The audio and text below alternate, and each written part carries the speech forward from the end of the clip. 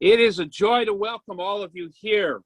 And it is a beautiful afternoon here at Elmhurst University. And it is absolutely one of my pleasures to bring to you all a dear, dear friend in the Reverend Dr. Brad Braxton. Many of you who are on this line heard Brad when he was with us as our esteemed Martin Luther King lecture speaker. He gave a commanding performance that many of you, students, staff, faculty, alums, people from around the community kept saying, can we get Brad back here somehow? And we have been blessed because he has been instrumental when we took the first trip to Washington, D.C., to the African American Museum, where he was the senior curator in the religion section. And I turned to Brad because as I was thinking about race in America, I know that conversation perks on the campus in all kinds of places and ways. And in fact, I opened the morning up with this prayer set of mine in the morning today and talking about the state of race in America. And from my position as chaplain, white, privileged, it's an optional conversation. But for a lot of us, it's not optional.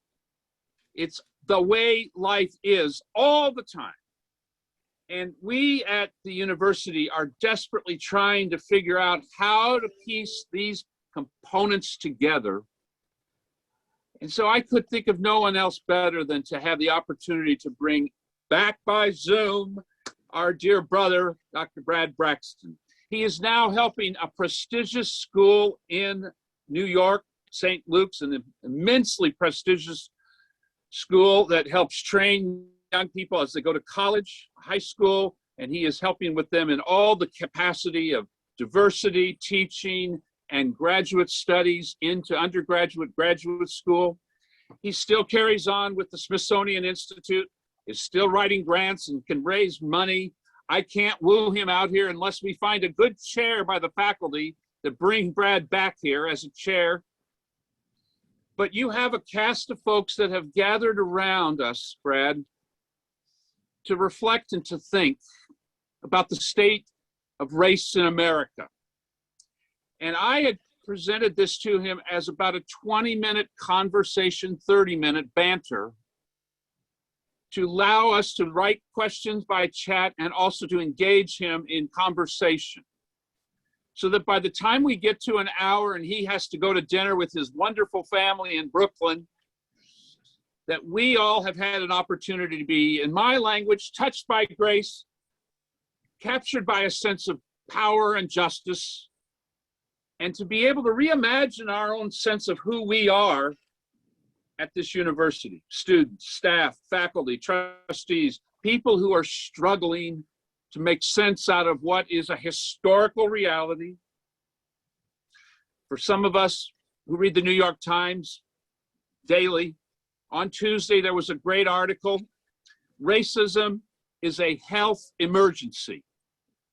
It's a very critical article that was short and would be worth everyone looking at because it takes the question of race and racism into the healthcare tragedies and the COVID, of which we are remembering the 1-year anniversary, and we will be offering prayers, and our community will actually gather on Tuesday at noon in the chapel, in the front of the chapel, to remember COVID and the 1-year anniversary.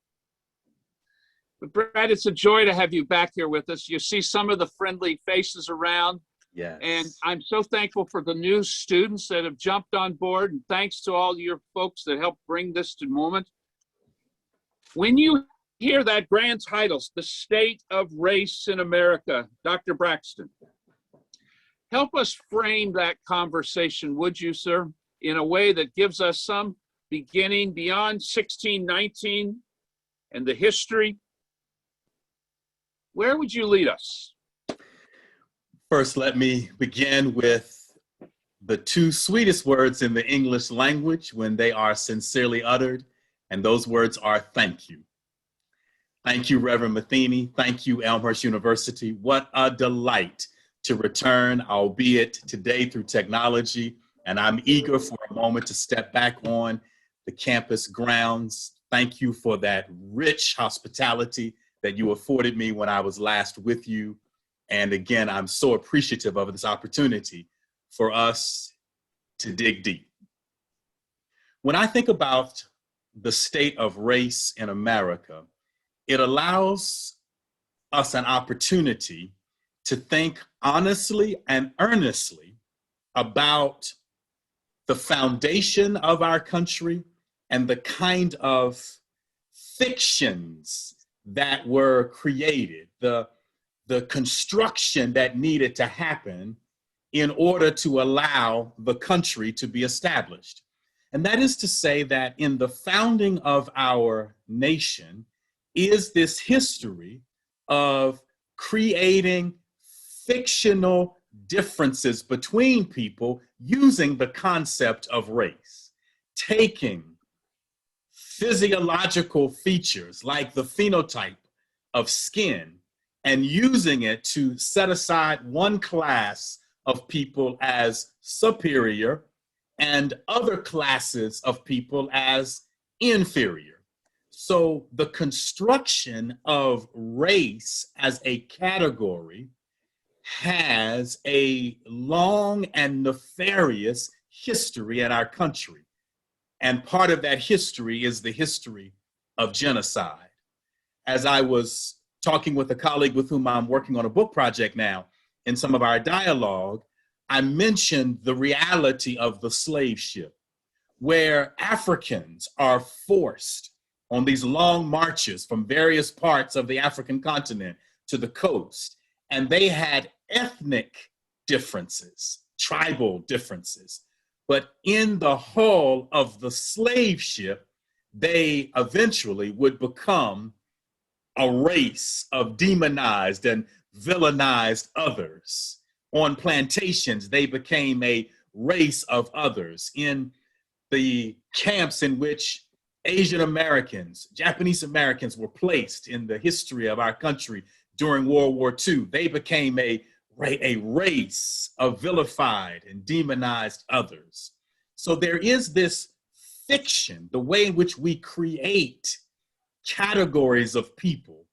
And we have to wrestle honestly with the fact that our nation came to be by virtue of vilifying difference. And yet I would also want to say this, Reverend Matheny, just as a way of kicking off this conversation. The concept of race being a construction and then racism, this system, this caste system of superior and inferior, is, as that article in the New York Times says, it is an emergency. It is about a pathology that is in the very fiber of our country. And yet, part of the beauty of the history of our country is also the way in which groups have taken what was foisted upon them for their destruction and used it as an instrument for positive self-identity. So I want to be very clear, in some sense, racism, right, and that othering is a problem and a cause for alarm. And yet I talk to you today as someone who also embodies the pride of my race. That is to say, I do not count being an African American as a problem. I'm not a problem. The pathologies of racism are the problem. But I am so glad that I come from a people who took, to use the language of the scriptures, the rejected stone of race and transformed it and made it a cornerstone of my identity. So I am not a problem. I want to be very clear as we begin this conversation. Thank God you are not. Although racism is indeed a problem.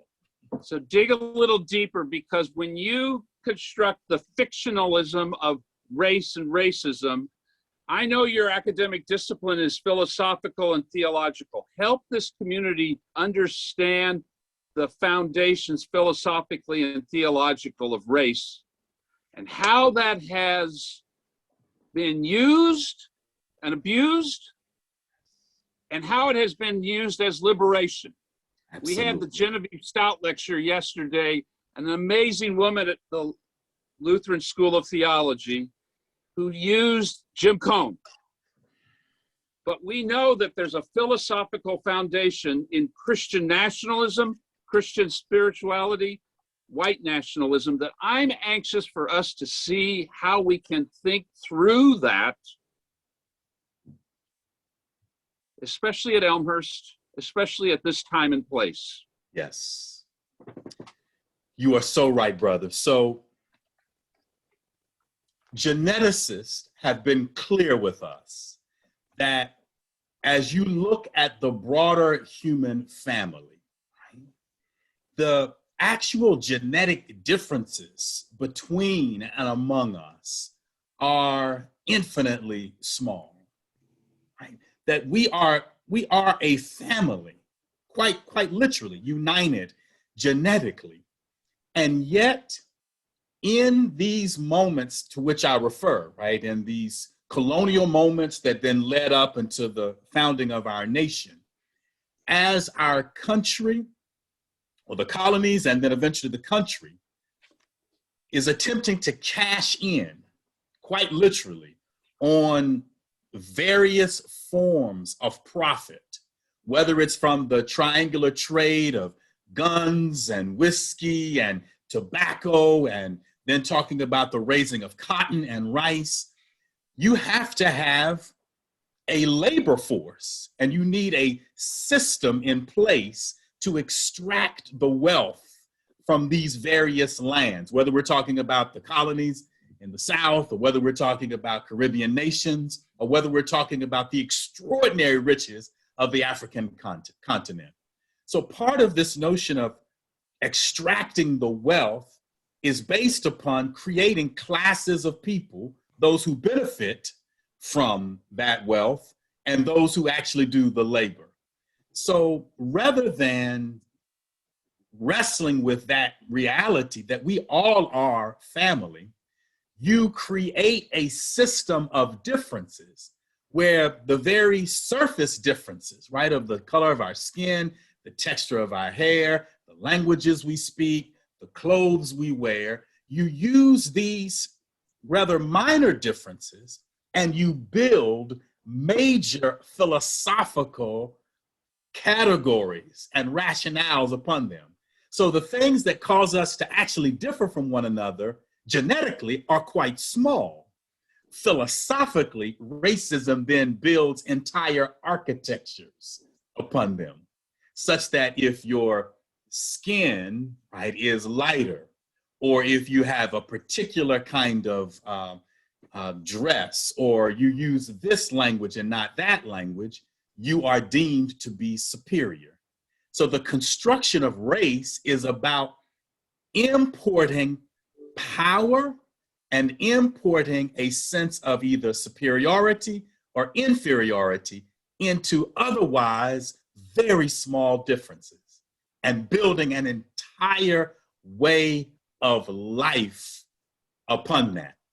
However, the beauty of this conversation, as I alluded to a moment ago, was to say, well, what happens if I then take this category into which I have been herded and say, okay, in the African continent, I might have been from the tribe, the Ashanti tribe, or the Fa, the Awe, right? But now we're all in here together, y'all.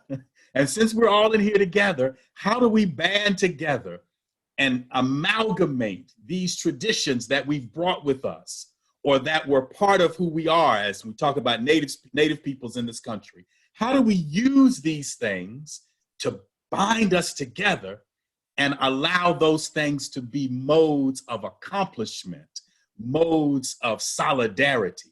So race is a very complex concept because it was both constructed to create genocide and to literally annihilate people. And it has also been used by the very groups that it was foisted upon as a way of facilitating their liberation, their pride, their solidarity. So it is a complex concept, and it is both a challenge And it is also an opportunity to think about how do we embrace difference. So speak to us a little as you have a glass of water about that construct that is rooted in a historical analysis, but is also, it breeds fear. And that fear, for at least me, was exemplified throughout a lot of our news media in the last years. Yes. And how do we help address that fear of race, the reality of racism, and to break down some of the negative stereotypes to get to the power and the joy, Yes. the beauty of race. Absolutely. And I'm hearing right now your predecessor at Riverside Church, Jim Forbes, Yes. saying we aren't colorblind society. No, God made us by color, and it's beautiful. It is beautiful. The rainbow. That's And of course, you have to pull young people off the streets when you say we aren't colorblind, which thankfully that has kind of surmised past. We don't hear that much, thankfully. Yes. But there's still an issue of fear. I have given an address once where I suggested that the bone deep problem in America, when we talk about this state of race and other isms, the bone deep problem in America is xenophobia, which quite literally, from its Greek roots, xenophobia literally means the fear of the other, right? That fanatical and at times, unfortunately, homicidal fear of the other. So one of the things that an educational institution like Elmhurst University can do so well is to tell, as we grapple with civilization stories, tell a thick cultural narrative. The fear arises quite often because we have lied in our discussions about the diversity that exists in the very foundation of civilization itself. So, for example, I gave a talk not too long ago to the trustees at Roanoke College in my hometown community there in Salem, Virginia. They invited me in to do some DEI work with them. And as we often do, and I work in diversity, equity, and inclusion, I began by a land acknowledgement, by suggesting that the land on which Roanoke College sits, right, belonged and belongs to others, which was a way of suggesting that even in 2021, part of the work is to do the archaeological work. And I mean that in a cultural sense and not just in a physical sense, like to literally do archaeology of our culture and say, who were the people who came before us? By telling a thicker story of our civilization, let alone our country, you enable opportunities for people to encounter and eventually embrace difference. So much, for example, you alluded to the Capitol insurrection. Much of what is underneath that energy, the unfortunate animating energy of that, is a cultural narrative that suggests to be American is to be white, evangelical, Christian, and of a particular political party. It does not take into account whose land this was, that colonizers literally came in and disabused an entire group of people of the land. And then all of the cultural richness that has come in from all of the other spaces in the world to make America who it is. So by telling a thin cultural and civilizational narrative, we make difference something to be feared if we tell a thick narrative and more honest narrative, we will realize that diversity and difference has always been who we are. So you've seen the great play, Hamilton, and you know the theme. Some of us live, some of us die. Who lives to tell the story? Elmhurst is in its 150th anniversary. It's on the cusp. What would you help this community think about to telling their story through the lens of race? And he doesn't know that I'm asking some of these questions, beloved, so you've got to give him a little bit of slack, because he and I know each other well enough. I throw questions at him and he kind of goes, where in God's name did that come from? I love the question, and that actually is a trick question, because that's the one that we could spend the rest of the afternoon talking about, but I'll just frame it and perhaps we can dig more deeply into it as we have further dialogue. When I think about educational institutions, and we're doing some of this work, as you alluded to, at St. Luke's School, which is a junior kindergarten through 8th grade school, right? So the interventions and the conversations need to happen very early. All the more, though, when I think about an institution in higher education, the opportunity exists at a place like Elmhurst College to do what is arguably the hardest work in terms of diversity, equity, and inclusion, the most potentially long-lasting work, and I will also be honest with you, the most controversial work. And that is to excavate and explore the fundamental epistemologies that are operative in your university. Say more to that and unpack that for this team. By epistemology, what I mean are the ways in which we create and disseminate knowledge. And what I have found to be the case in higher education is that we continue to confuse representation with diversity. Where higher education still tends to be is it wants a few folks here, it has a little bit of this cultural group or this racial ethnic group, this person from this sexual identity, this person who represents this linguistic group. We'll let a few folks in who represent this socioeconomic class. But the foundational narrative, the key way that knowledge is constructed and conveyed still operates according to the logic of white North American and Northwest European ways of thinking and being. Right? So that's just, we want a little bit of representation. But if you allow some of those who represent otherness to coalesce, to organize to the place where they can challenge and potentially decenter and change those dominant narratives, that's when the stuff hits the fan.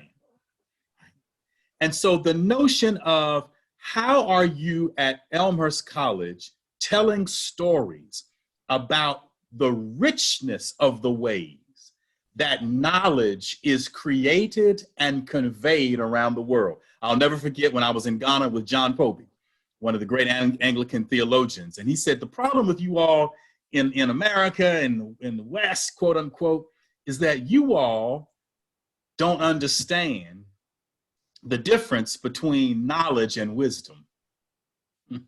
You all are always simply talking about knowledge. But in an African context, we understand that knowledge is a necessary but not sufficient condition. There is something beyond knowledge, and that is wisdom. The loving use of knowledge to create wellness and wholeness and to foster community, a sense of health in the tribe in the best sense of that word. So, for example, are you making space as you have? Let's talk about this because it's all in the news now in terms of higher education and our dear brother Cornel West and Harvard and standards and professorial appointments. Coming to Union. Yes. Are you making space as you review programs, committees, faculty for promotion and tenure, for thinking about how excellence manifests itself across the global world? And part of that notion of excellence is quite often we judge academic rigor in ways that don't take into account other ways of constructing knowledge, such that is knowledge truly knowledge if it's not really reaching and helping the masses? So in some sense, the more connected you are to community, the less you are considered a scholar. Right, so we construct concepts of academic rigor and knowledge that seek to actually sever people from other kinds of communities of accountability. And that's what makes you a rigorous scholar. Things that make you go, Where I come from, Mother Mariah Taylor, the 90-something-year-old mother of my home church, the reason my daddy stayed the pastor there for so long was that he knew that he wasn't really the pastor. Mariah Taylor, the mother of the church, right? The matriarch in that village was really the leader of the community. And I'm sure I reflected on this when I was with you all. She said to me when I was a second-year student at the University of Virginia, boy, don't get educated away from your people. So how does that play out for our students here at Elmhurst? Because we've got some just amazing young people that are really trying to figure out their way in the construct of race. Some of our African-American students that get hurt, chopped up, our Latinx, our queer, the folks that look like me and not sure how to piece these constructs together. I mean, I know it's a pastoral response. Yes. It's the joy of being a university chaplain. It's also an academic response.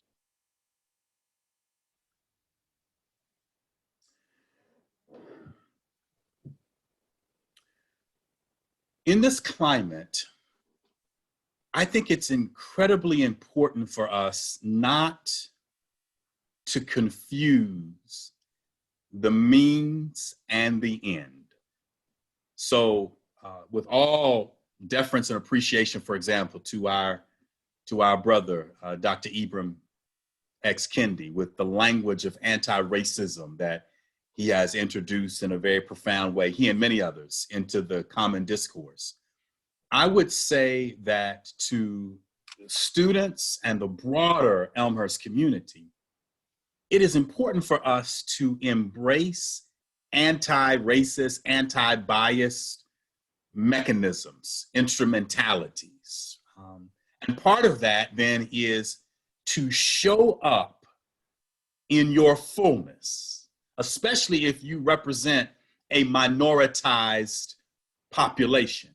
And part of this conversation, Reverend Matheny, about identity is in a space like Elmhurst to help students parse out and be aware of the complexity of their own identity formation. So I don't only speak to you today through the lens of race.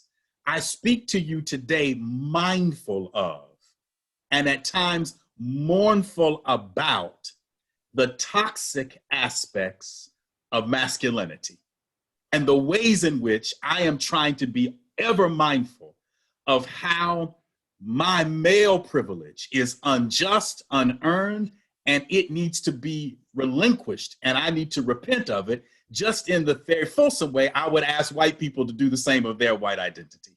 Or the fact that I am a heterosexual ally for LGBTQ moral and civic equality, right? There are multiple aspects of our identity, and we must show up in the fullness of those identities, ready to celebrate about them what is healthy, and ready to have interrogated about those identities what is unhealthy and unhelpful. So the anti-racist piece is an instrumentality that then moves us to the broader and more significant end, and that is the creation of a culture where everybody can belong. So that the goal after which we're seeking is a space where I feel at home. The concept of being at home, being in a place of peace and not constant contestation, because there is hospitality for the fullness of who I am.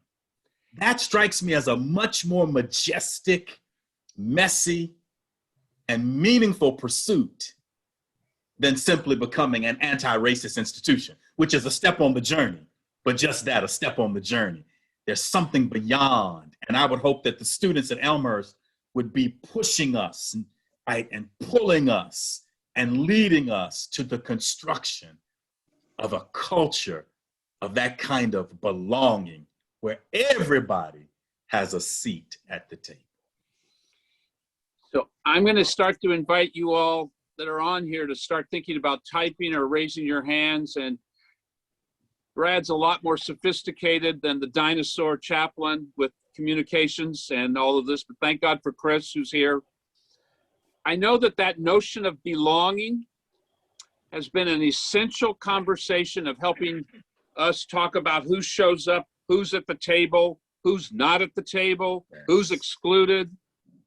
And that is foundational to a number of our offices, and I think aspirational for the whole. Yes. I am, as chaplain, mindful of those who still feel very much marginalized. And so it's always a question of how do you create the context for that breadth and depth, religious pluralism, Yes. sexual pluralism, the pieces that make for the intersectioning of all of our lives into a unit, into a whole. Yes. The notion of shalom. Absolutely. Yes. One of the things that facilitates that is strengthening the muscle. An institution needs to strengthen the muscle of what I often refer to as the irreverent question. Tell us the question. Part of the irreverent question is, especially for an institution, for example, that's marching towards a signal anniversary. What about our history and the ways in which we tell it has actually left out something very constitutive of our identity? Right? Where is the place of pain and omission, even as we embrace tremendous accomplishments and milestones? So I've discovered, Reverend Matheny, that often institutions tend to engage in a lot of premature celebration without that kind of irreverent interrogation. Because when you start modeling that irreverent interrogation of your own history and journey, it actually then emboldens these groups that we're talking about to bring their fullness to the table. So how do you create that space that enables groups to complicate the narrative? Let me give you an example of that I take great joy in. There used to be a program here on a regular annual basis called Founders Day, and it had a speaker. Chaplain at Morehouse came, a number of great folks. One year we asked an academic member of the English department, Janice Fodor, she's now retired, to reflect on the place of women in the history of Elmhurst, then as a college, now as a university.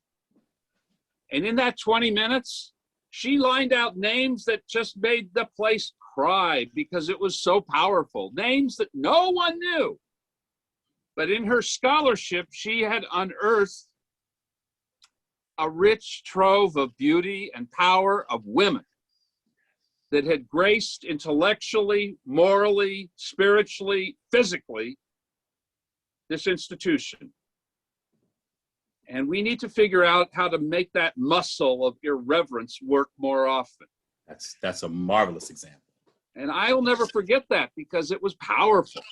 I mean, we've hosted the Fullers, Millard and Linda Fuller, that started Habitat for Humanity. We've hosted a lot of great names, including the Dr. Brad Braxtons. How do you influence the muscle building? And that's an important question that I will take away from. I'd love to have, because I don't even know what time it is, because you and I can keep talking and all. And don't have tea or coffee. I only have water.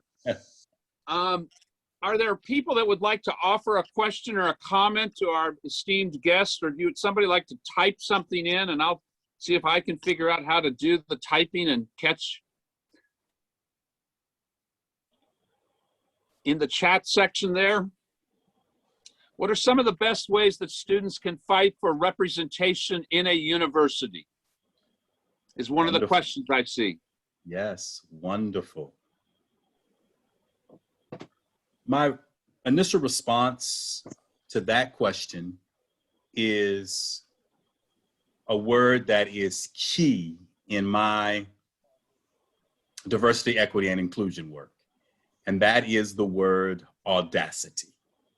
That one of the best ways that students can fight for representation is to audaciously show up in terms of their identities and be willing to organize and make responsible claims on the university based on those identities.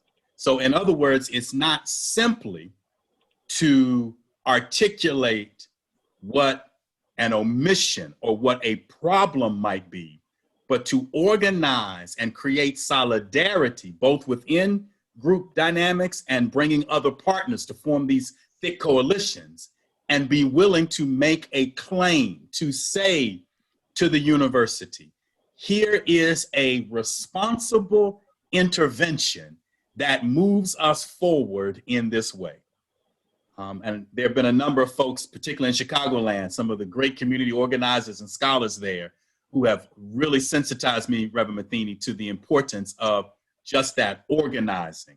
So you're not just wagging your finger at an omission or a problem, which is important, right? This agitation, but that you are coalescing, creating coalitions, and then saying to the university, here's how you can redeploy resources, or here's how you can address this particular deficiency. So be audacious, organize, and make a responsible claim that pushes forward whatever your concern or issue or demand might be. So to that, Brad, and we have a lecture named after the great Rabbi Heschel, Moral Grandeur and Spiritual Audacity. Absolutely. Here's a question from one of our faculty. For those of us who find ourselves in traditional positions of power, which one commitment can we make now to foster the telling of this story? Yes, that's wonderful. The commitment that I would encourage, it's based in values, actually. And what I'm trying to advance as I work with colleagues in different institutions is the value of humility coupled with the value of curiosity. The humility that suggests, and the very question itself, right, comes from a marvelous space of humility, a space of saying, I need to do better and differently. Right. And then the curiosity is to say, what about the world? What about my intellectual discipline? What about the professional practice I am helping to facilitate at Elmhurst College? What about that will I not get right? What will I not know if I don't listen to and learn from others and be willing to do a little digging in those stories. So I'll say, for example, at St. Luke's School, again, junior kindergarten through 8th grade school, I have been throughout the year pushing a particular argument. The world is never going to get right until we really begin to pay attention to women of color in general and Black women in particular. And so I've introduced the whole discipline of womanism, right? Many of our colleagues were not familiar with womanism, this spiritual and ethical and literary and cultural tradition of how women of color, and more specifically, Black women, change the world. And so I've been saying to everybody at St. Luke's School, let's talk about how the sisters do what they do, and with humility learn from women of color all around the world. So humility, I need to do differently. I need to do better. And curiosity, how will I do better? By listening to and learning from people who are very different than I am. I am mindful of the days that we are in right now, the transition of power in the political structure, the tensions that are underneath that in terms of how people understand information and truth, and the place upon which I'm going to go back to something that I know is, for both of us, is very important, our faith. And how does the place of faith speak to race? Yes. This time and place? Absolutely. Especially given what you lined out as you started. And most of the folks here know that my ordination is within the Presbyterian Church, but I have relationships with all the denominations, United Church, Episcopal, Lutheran. And for most of our denominations, we justified the construction of the nation and that false narrative, biblically and theologically. Yes. And there's a reckoning going on that has been going on, and we're working on that, a lot of us. I'm hoping that I will be able to bring the great Robert Jones. You know about him? Know him well. Too long. Yes, a beloved colleague, indeed. My hope is, and you can help me get him here, that he would grace us with his presence sometime. It's an important book that he's written. Yes. Several. Where is that resource philosophically for those who are in the religious community, those who are atheist and agnostic, which we've got a great community here? Yes. Oh, Scott, what a delicious invitation to think our way through some of these matters. So let me start in this way. It wouldn't be a conversation between the two of us if I didn't go where I'm about to go now. And this is also what I mean by this conversation of knowledge and wisdom and different epistemologies.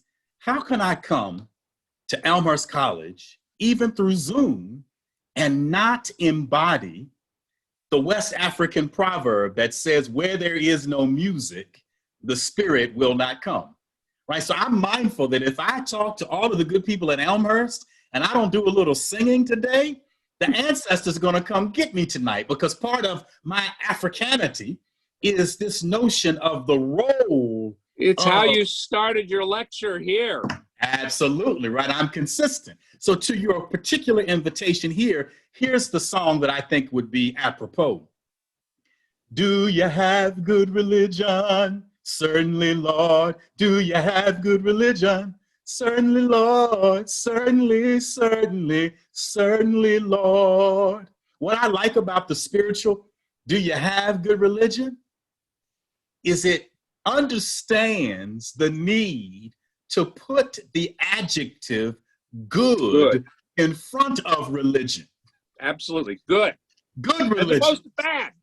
There you go. A lot of us have religion, and it is god-awful religion. It actually shames, it misrepresents the inclusive intentions of the Creator.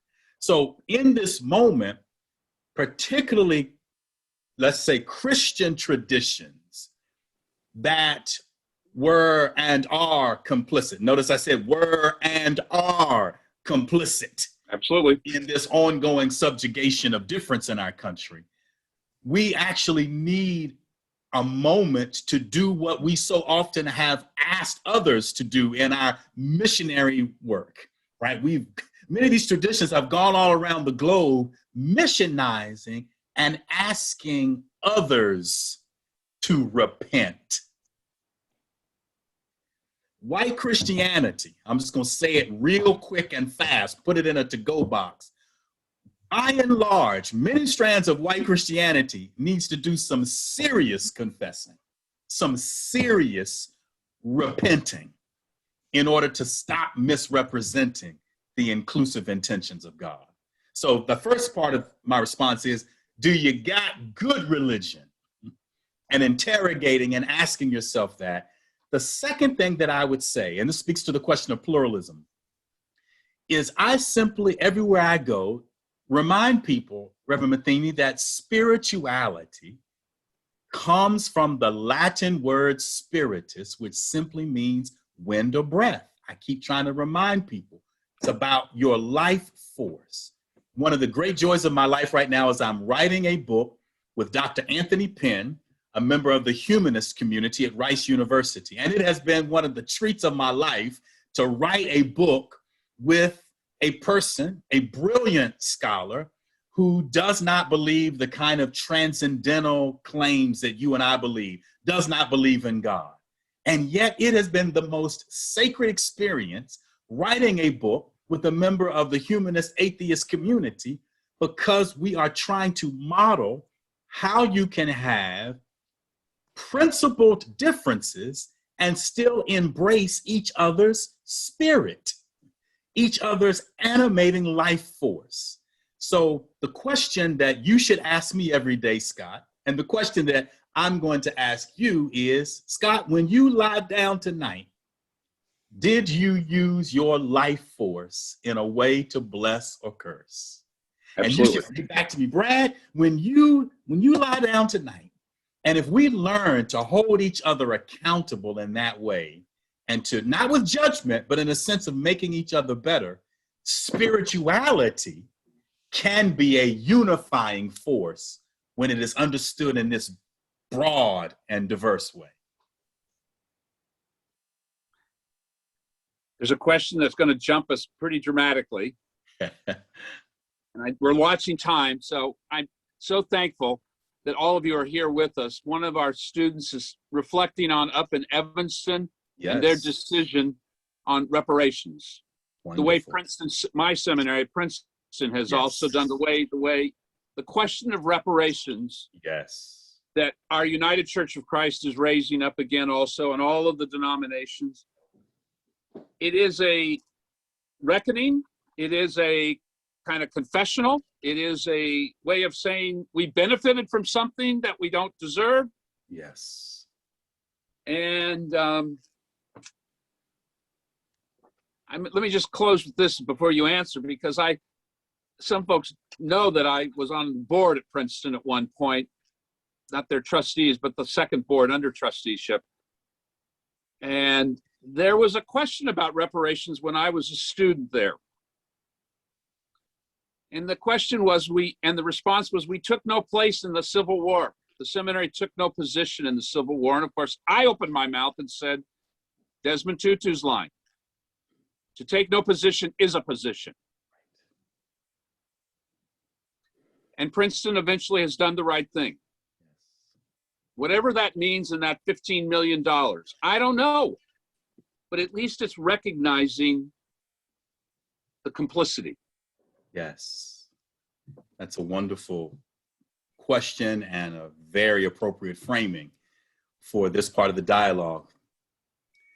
Of course, I don't know all of the particularities of the distribution administration of what Evanston is trying to do, so I certainly cannot speak to that in a knowledgeable way, but I want to, in a very full-throated way, say I have been on record a long time saying that without reparations, there will be no meaningful racial reconciliation.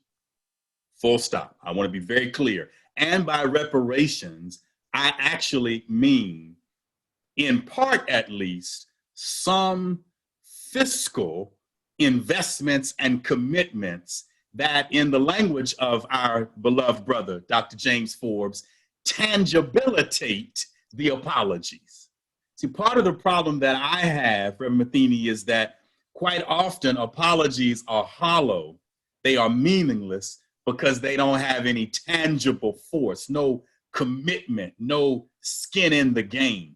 So that I think this ongoing question of what would it look like to substantially, in both fiscal and other kinds of ways, make investments in the institutions, if not in the people, right? It can be very complex, right, to think about various forms of distribution of reparations, but at least to invest in material ways in institutions that continue to serve minoritized people, people who were on the wrong end of that genocidal impulse in the country's history. So I want to go on record saying that I think this move, broadly speaking, in the country to make reparations part of our moral and civic discourse is an absolute important step towards genuine racial reconciliation. Can capitalism figure into that conversation? It does. Yes, it does. And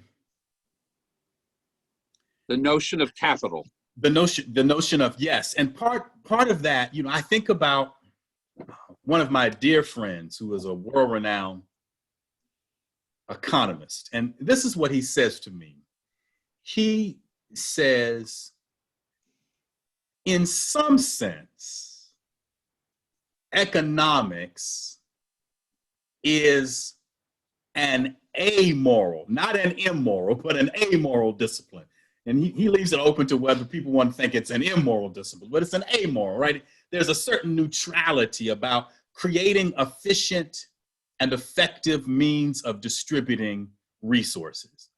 And he often says to me, then the challenge of the moment is for moral philosophers like you preachers, right? And like activists and humanities scholars and scholars of technology to envision for us ways of constructing our systems of distribution that actually encompass our highest goals, values.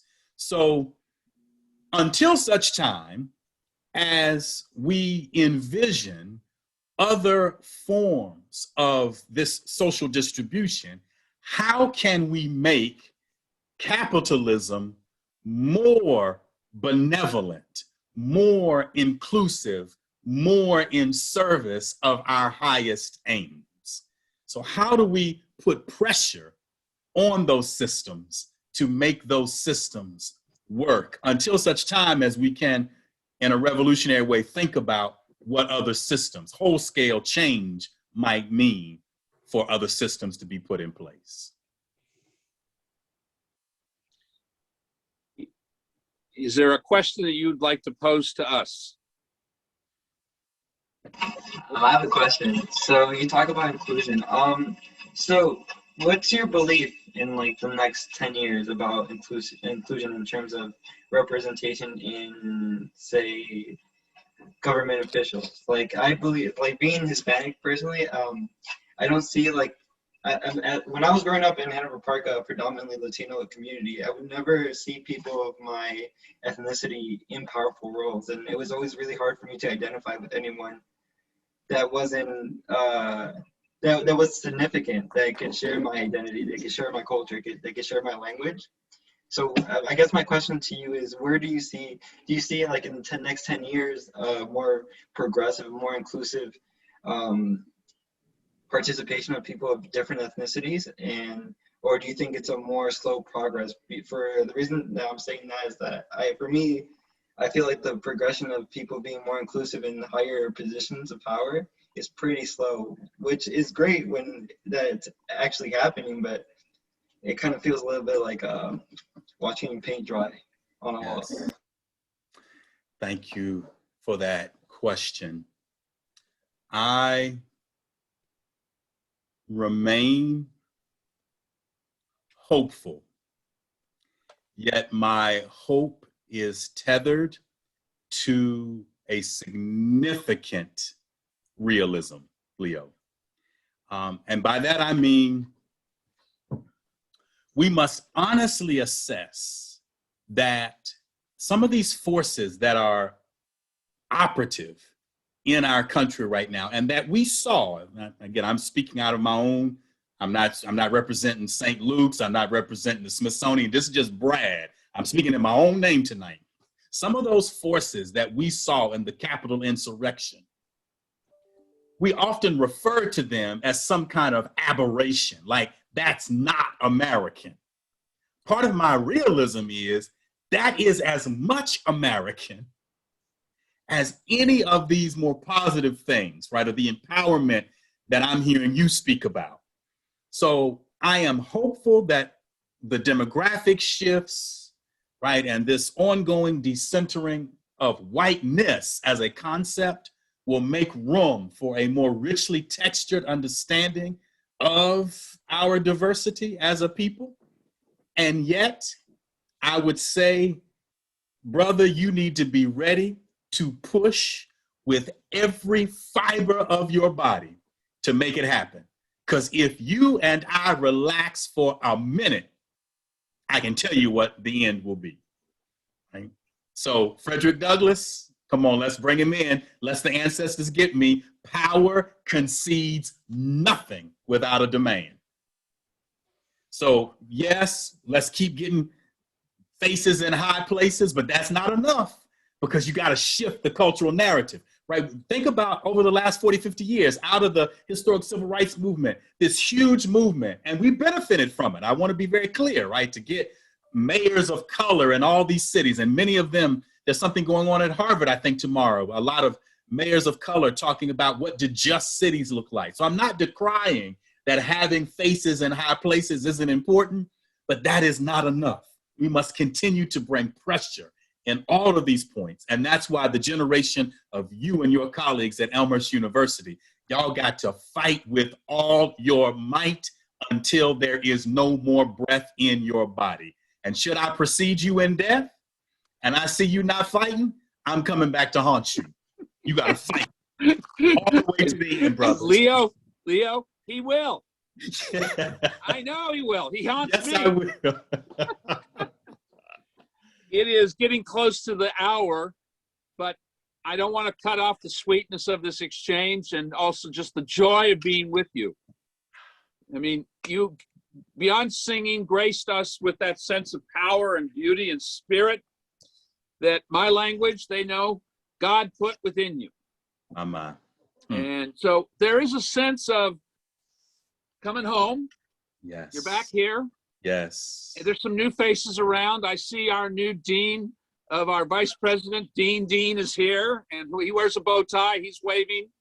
Wonderful. And he understands a lot of the language because of his background. I think there's a question of who writes the narrative that I'm listening to a lot. And I am asking, engaging, imploring all of you that are on this thing to help me write the narrative differently for Elmhurst University in the 150. I'm a part of that. And I've been here a long time. And some of the rest around the room have been here even longer. Who writes the narrative? What's the story? There's a powerful story. And one of those stories is having this great man, Brad, come back again. And if I can figure out a way, we'll get you back again, but not on Zoom. Can't wait. I cannot wait to even come back. Maybe we're in New York City with a group of students and faculty. Wonderful. That would be fantastic. Would another be a place, or at the Smithsonian again. Yes.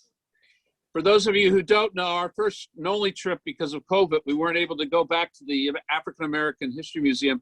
Brad was still the curator, and he led us through and took an amazing tour of students with our Vice President of Student Affairs, Dr. Phil.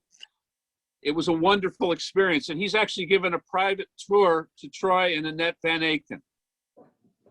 So how do we help get those kind of narratives and that story broadened out to more people so that they can have the joy of this? Yes. Beloved, offering prayers for all of you, and with thanks for Brad, send you off to your beloved family. I know it's dinner time. Indeed. And you got to turn attention to doing homework with your sweet daughter. Yes. I know she's waiting. There's This has people fed saying my thank you spirit. in the chat. For my side, thank you so much, Brad. Thank you. Blessings. Thank you very much. Well. We look forward to your time here. Blessings to all of you.